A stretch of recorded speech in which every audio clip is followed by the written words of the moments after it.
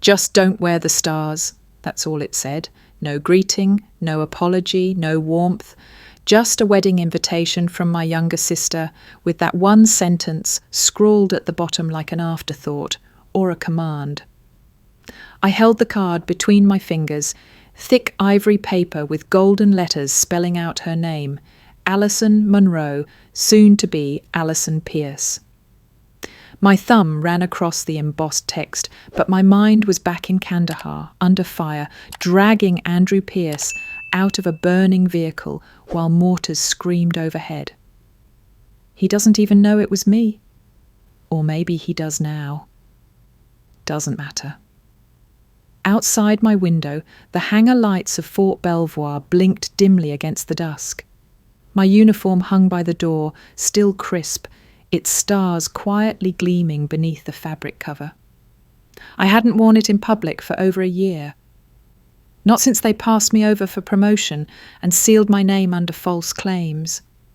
Claims someone close must have made. I lit a cigarette, old habit, rarely indulged, and stared at the envelope again. For 6 years, silence. Then this. I could have said no. I should have said no. But something stirred in my gut. Not anger, not nostalgia, something colder. A need for air. Closure, maybe vengeance. Maybe something more dangerous. Truth. I slid the invitation back into its envelope, stood, and reached for my uniform. Not the stars, just the base, the part that carried the weight.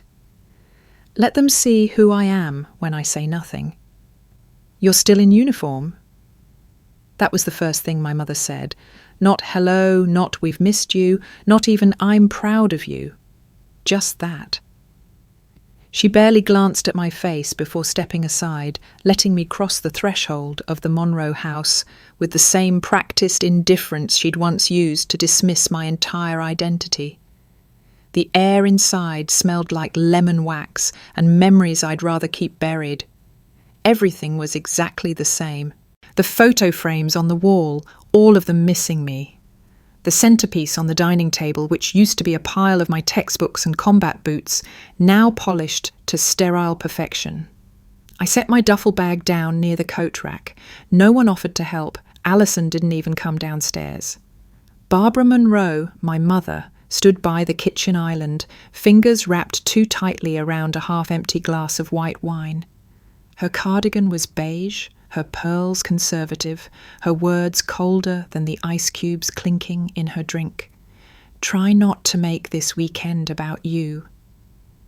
That's how she greeted her eldest daughter, a lieutenant colonel who'd spent the last decade training troops and burying comrades.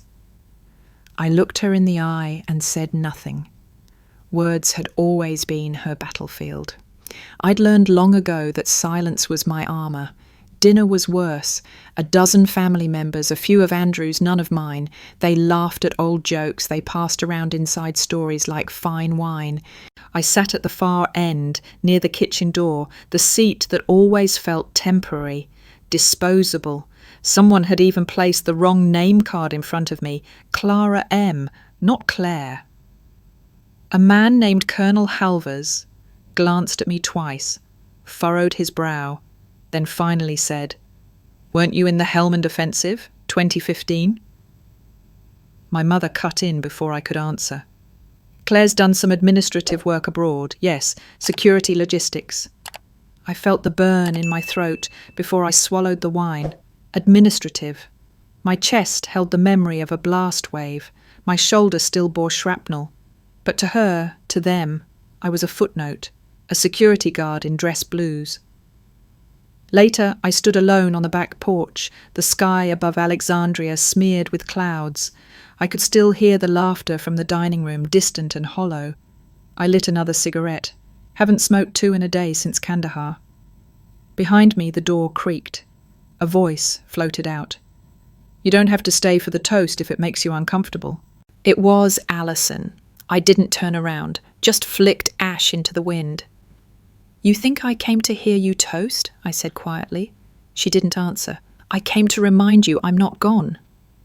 "You still light your cigarettes like you're in a war zone," Andrew said. I didn't flinch. I hadn't heard his voice in 7 years, but it hadn't changed. Still even, still calm, still laced with something dangerous beneath the surface. He stepped out onto the porch beside me, leaving the laughter of the party behind like a suit jacket tossed across a chair.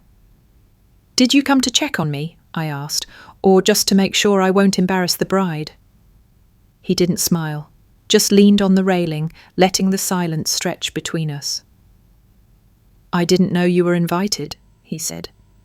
"Barbara doesn't send invitations, she sends warnings." I exhaled slow. "And I read them all the same." Andrew stared out into the darkness.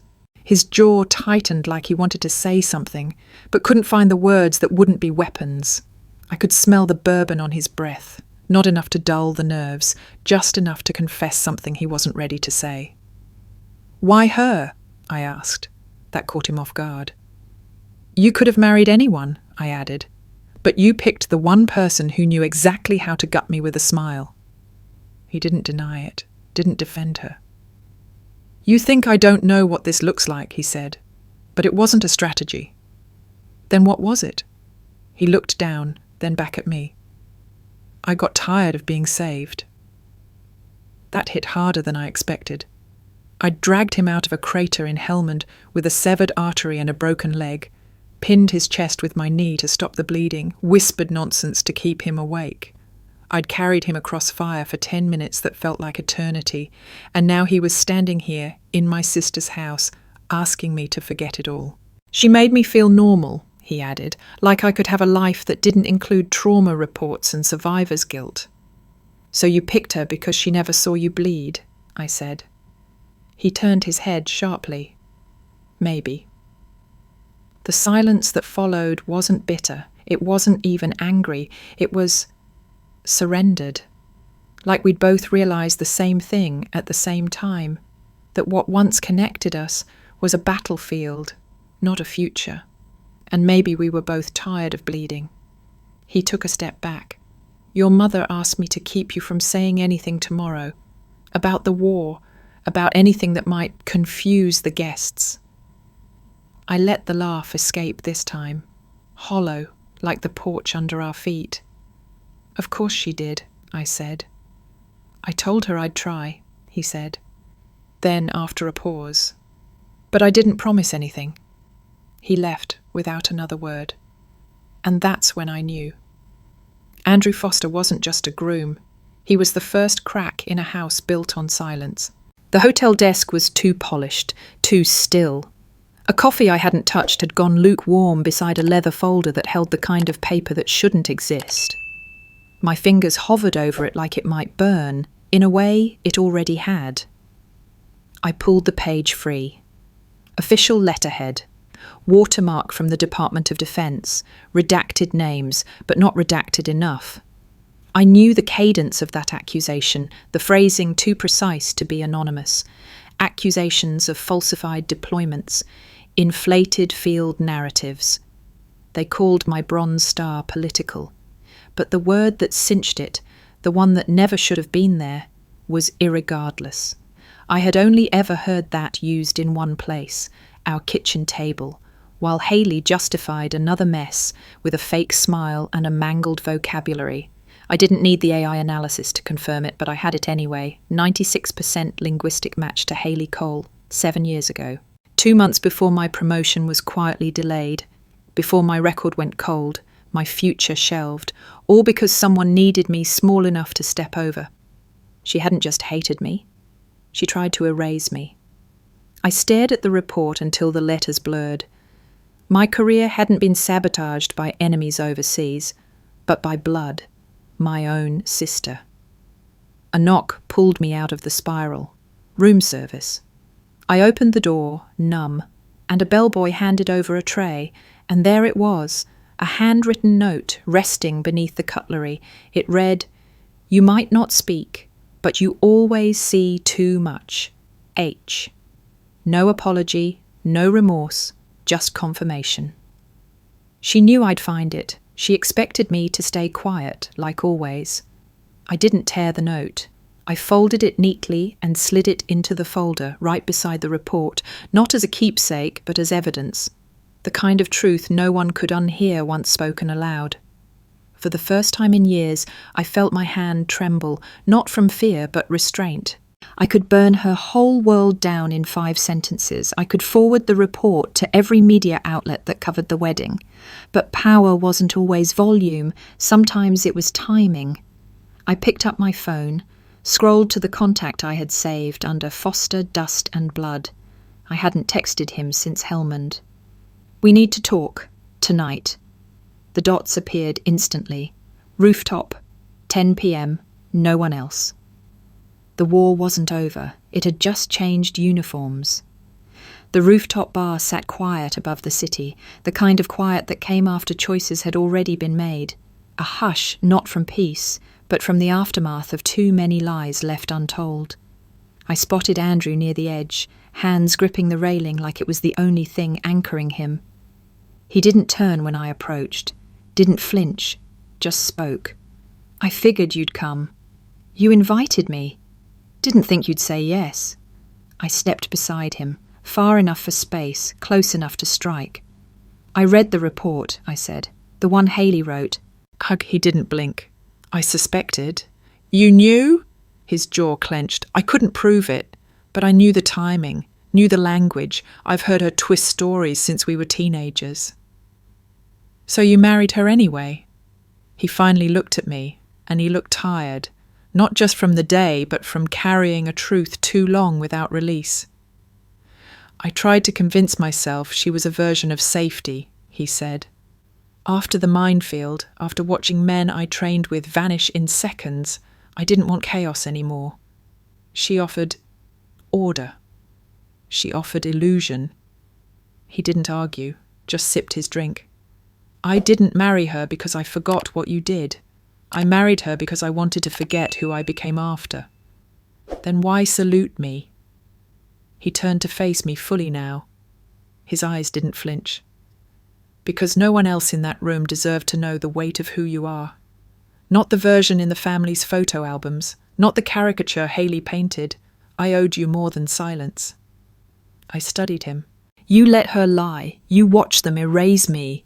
"I couldn't stop them," he said. "But I didn't join them. That's why I stood. That was the moment I chose."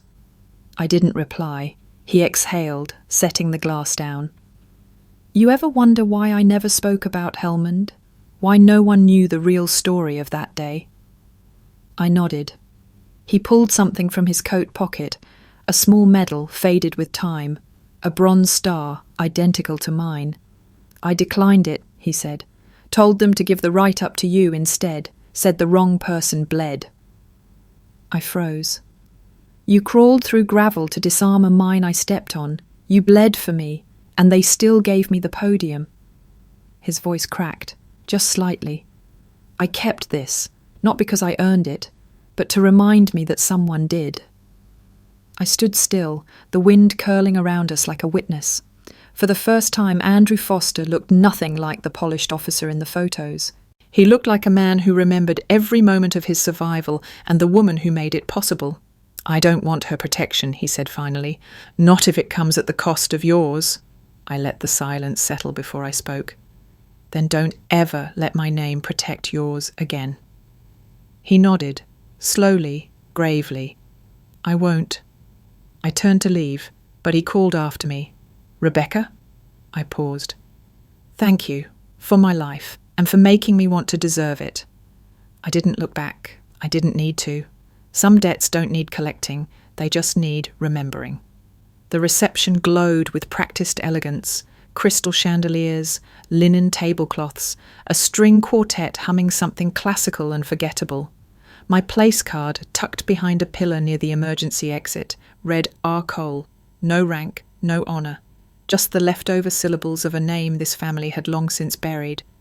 I sat at table 12, sipping lukewarm champagne, invisible in full view.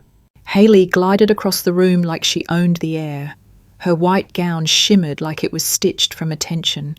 People clung to her orbit, laughing too loudly, nodding too eagerly.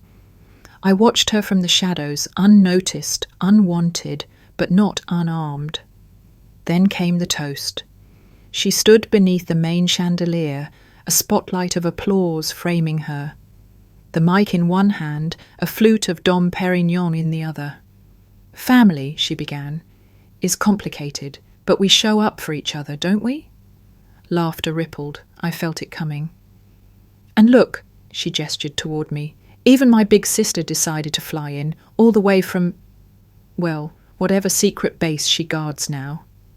A few chuckles, a few nervous glances. I didn't blink. "She's our family's silent sentinel," Haley continued, "always watching, always guarding doors." The crowd laughed harder, the kind of laugh that stings before it fades. "She used to say she was fighting wars," Haley added with a grin, "but we all know she's just avoiding family dinners." More laughter. I felt the pulse of shame hit my chest, not because it hurt, but because I knew how familiar it was. This wasn't new, this was a ritual, and rituals are harder to kill than lies. Barbara chimed in from her table, her voice cold and practiced. "She's always been the dramatic one, but at least she's punctual." I stood, not fast, not furious, just firm. The room hushed mid-laugh. Forks froze halfway to mouths. Someone's wine glass clinked too loud in the silence. Andrew turned to me. His eyes didn't flicker. They held something else. Recognition. Haley's smile faltered for the first time. "Oh, come on," she said, her voice lighter than breath. "It's just a joke. Lighten up, Rebecca." I didn't move. I didn't speak. That's when Andrew did. He walked forward, slow and deliberate, each step peeling back layers of performance from the room. People turned.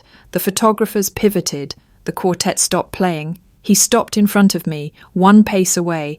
Then he saluted, a sharp, crisp, military salute, full form, no mockery.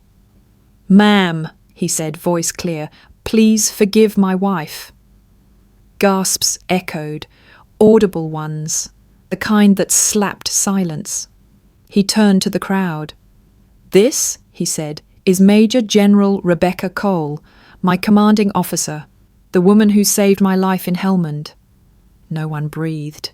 The mic slipped from Haley's fingers. It hit the floor like a dropped grenade. She swayed, a half step back, then collapsed into her chair, pale and silent.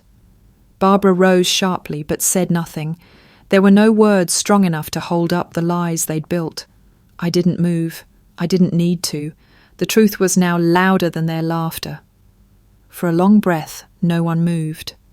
The chandelier flickered slightly overhead, as if unsure whether to continue playing its part in this carefully rehearsed evening. Andrew's salute dropped slowly, precisely, his hand returning to his side with the weight of closure. People stared, not at him, at me, not because I asked them to, but because silence had finally become unbearable. Someone in the second row stood, a tall man in a navy blazer, shoulders still squared by years of discipline. Colonel Reardon, retired, 73rd Engineering Battalion. The same man who once told me, "You'll never outrank your name." Now he saluted, steady, clean, measured. A second person rose, General Park, former West Point instructor, stern, dismissive once, now solemn, saluting, then another. A woman I didn't know by name, but recognized by posture, former intelligence. Her eyes met mine, unwavering, then a fourth, then a fifth. In moments, a wave of salutes spread through the room. Not coordinated, not planned, just real. Authentic recognition slicing through decades of denial. The ones who had once whispered about me now had nothing left to say. Their silence reeked of shame. Barbara sat frozen, fingers clenched around a napkin that had long since slid to the floor. Her pearls gleamed like accusations. She opened her mouth, closed it. There was nothing rehearsed for this moment. Haley hadn't moved. Her face was pale, her expression suspended somewhere between disbelief and dread. A queen dethroned by one sentence. I didn't gloat, I didn't move, because sometimes standing still is the loudest rebellion. The orchestra never resumed. The photographers, confused at first, began snapping photos again, clicks echoing like distant artillery, but the room wasn't watching them. It was watching me, some of them with awe, some with fear, but most with the dawning realization that history had just shifted. I didn't offer a speech, I didn't take the mic, because after years of being silenced, the most powerful thing I could do was let the truth echo on its own. Andrew stepped aside, granting me the space that no one else ever had. And in that space, something shattered. Not glass, not porcelain. Perception. It broke. And what remained was raw, unfiltered and real. Major General Rebecca Cole, a name they had tried to scrub from the family tree, now etched into the room like stone. The hotel lounge was almost too perfect. Dim lighting, velvet chairs, the scent of oversteeped tea, an expensive apology. I chose a table in the corner, not for privacy, but for clarity. Barbara arrived 3 minutes late, like she always had, enough to assert control, but not enough to be called out. Her hair was perfect, pearls again. Of course. But her hands trembled slightly as she set her purse down. That, at least, was honest. She didn't greet me, just sat. I didn't offer small talk, just waited. It was never personal, she said finally, smoothing the hem of her blouse like it was a weapon. You were just difficult to explain. I was inconvenient, I corrected, to your version of family. She flinched at the precision. Barbara folded her hands, fingers tight like a prayer. You have to understand, after your father died, there was so much pressure, expectations, appearances. I didn't know how to defend you without... Her voice trailed. Erasing me? A pause. Yes. She didn't cry. Barbara Cole didn't cry. But her voice thinned like smoke. Do you know what it's like, I said, to be mourned at your own father's funeral while standing 10 feet away from the casket? Her mouth twitched. I didn't ask them to ignore you. No, I said, you didn't have to. You trained them. That landed. For the first time in years, she looked like a woman caught under her own reflection. I was protecting Haley, she whispered. No, I said, leaning forward, voice low but sharp. You were protecting the image of Haley. The version that smiled, obeyed, wore white. You sacrificed the daughter who didn't match your brochure. Barbara's knuckles were white now. Her pearls, those perfect polished symbols, suddenly looked like a noose. I thought you'd be fine, she said quietly. You always were. That's the lie you needed to believe, I said. So you could justify turning away. She looked down. For a moment, I saw the woman who used to braid my hair, who used to say, "You're too strong for this world." I used to think that was a compliment. Now I knew it was a warning. Is there anything I can do now? She asked. Not defiant, just tired. Yes, I said. When someone asks why your daughter doesn't come home for holidays, don't say it's complicated. Say it's because you chose silence over her voice. She blinked fast, once, twice, and when they ask where your other daughter is, I added, standing slowly, tell them she's somewhere she doesn't need to apologize for existing. Barbara's voice caught in her throat. Rebecca. I looked at her, truly looked. You erased me once, I said. Don't rewrite me after I'm gone. I turned to leave. She didn't follow. The silence between us wasn't awkward anymore. It was final, and somehow that was mercy. She was waiting for me at the cafe near the hotel, one of those places that tried too hard to feel effortless.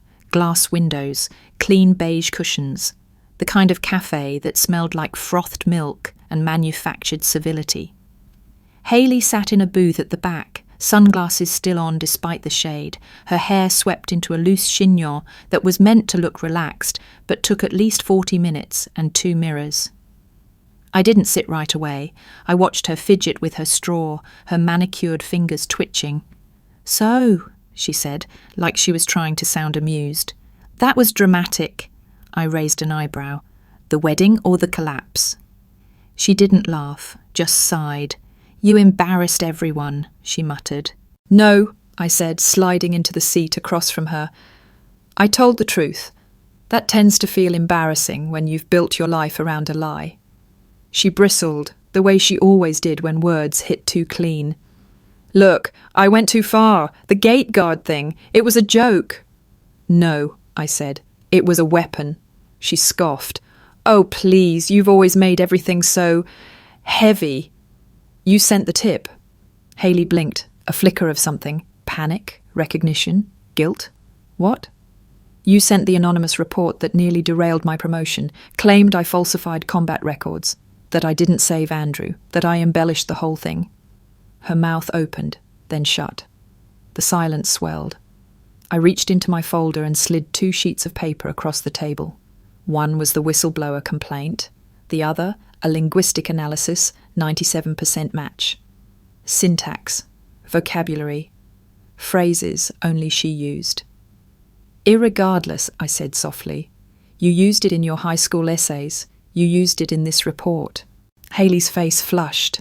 It was a moment. I was angry. Everyone kept comparing us. Dad, Mom, teachers. You were the soldier, the saviour, the perfect story. I just wanted space. So you tried to bury me. She didn't answer. I had to explain to command why my record was being reviewed. I had to sit through months of silence. You never even asked what that did to me. You were always stronger, she muttered. You didn't need... I needed truth. The words landed hard, making her flinch. Andrew never knew, did he? I asked. No, she admitted. He wouldn't have married me if he did. That truth hung like smoke between us. Why did you do it? I asked, genuinely this time. Haley looked up, eyes red-rimmed but still defiant. Because you always walked into the room and made it yours, even in silence, and I... Her voice cracked. I never knew how to compete with that. You didn't have to, I said. You could have just stood beside me. She looked away. I envy you, she whispered. Not your stars or your speeches. Yourself. Your conviction. I've only ever been a version of what they wanted. For the first time, I believed her. But belief wasn't forgiveness. I stood. You hurt me in ways the battlefield never did, I said, and I survived both, but only one made me question my worth. Haley's voice broke. I'm sorry. I know, I replied, but apologies don't rebuild legacies. And then I walked out. Not triumphant, not wounded, just free. The room was smaller than I expected, just 60 chairs, a clean podium, 2 flags behind me, 1 American, 1 Army. No fanfare, no music. But somehow the weight in the air was heavier than any parade I'd ever marched.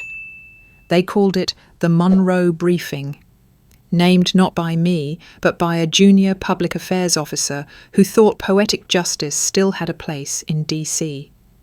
Outside, cameras clicked. Inside, the air hummed with restraint. A few journalists shuffled in their seats, unsure whether this was redemption or revolution. I adjusted the mic. I won't be long, I began. The silence that followed wasn't passive. It was deliberate. Everyone was waiting. They'd read the leaks. They'd seen the wedding clip. They'd whispered about my name for years. Now they wanted answers, closure, maybe confession. I didn't come here to clean my record, I said, because it was never dirty. A murmur stirred.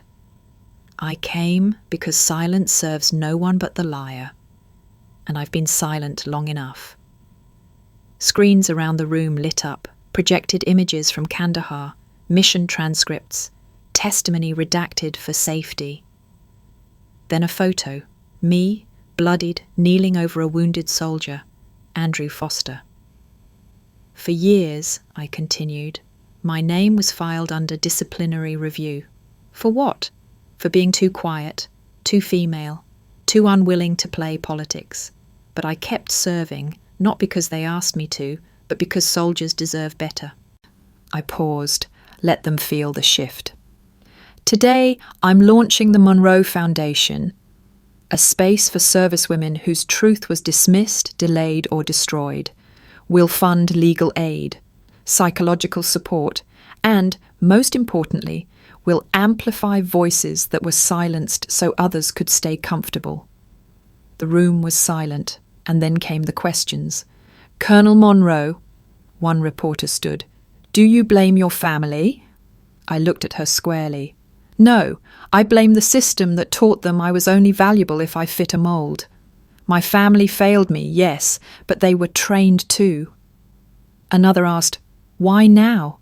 I smiled, not warmly, but with purpose. Because healing is not silence, it's sound. And it's time. Afterward, people clapped. Some rose, some cried, but I didn't stay for praise.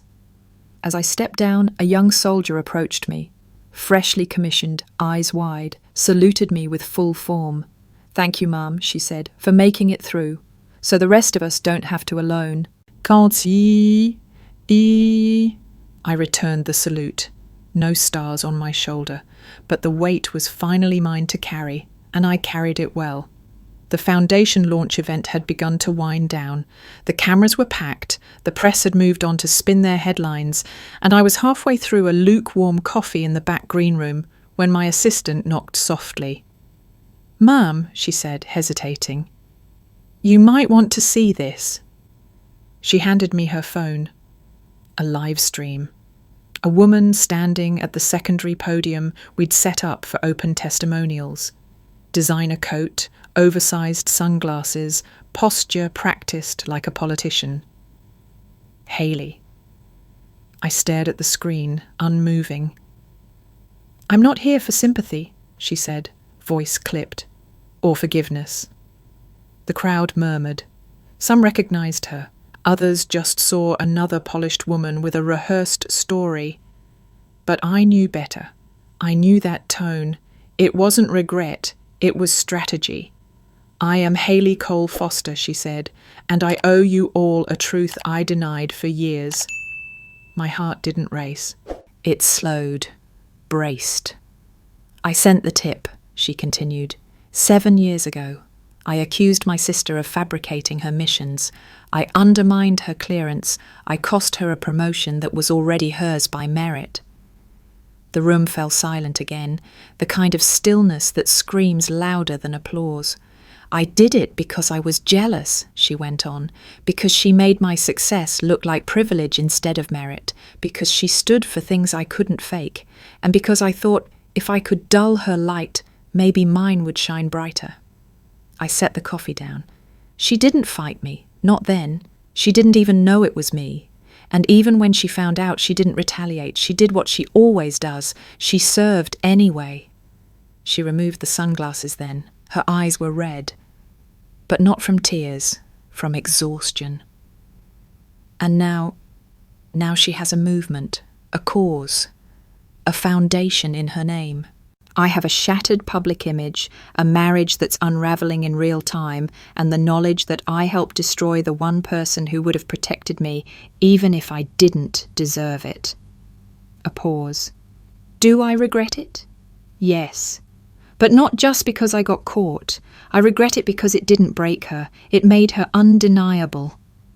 I could hear the ripple in the audience, whispers, gasps, murmurs that would become trending clips and articles before the hour ended. Then Haley looked into the camera and spoke, not to the audience, but to me. You win, Rebecca, she said, but I think you always did. I was just the last one to see it. Then she walked off stage. No hugs, no apology, no resolution wrapped in sentiment. Just a mic left swinging slightly, and a legacy she couldn't control any more. My assistant looked at me. Should we respond? I shook my head.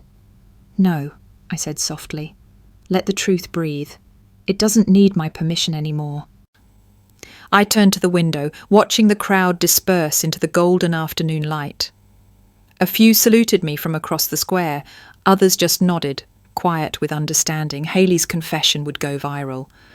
But that wasn't the twist. The twist was, it didn't matter anymore. Italy didn't ask me who I used to be. That's why I stayed. The villa outside Siena was modest, 2 bedrooms, a terracotta roof, grapevines that didn't care about rank or reputation. In the mornings, the breeze carried the scent of rosemary and wood smoke. In the evenings, I poured wine into quiet glasses and read old mission reports like they were letters from a past life. The stars, the medals, the salutes, they were all tucked in a drawer I never opened, not because I'd forgotten them, because they'd served their time. Now it was my turn. A letter arrived one Tuesday, no return address, but I recognised the handwriting, delicate, precise, hesitant. Inside was a short note. You were never loud, but you were always heard. Alison. No apology, no request, just a line that didn't beg for reconciliation, only recognition. I folded the letter and placed it between the pages of my favourite novel.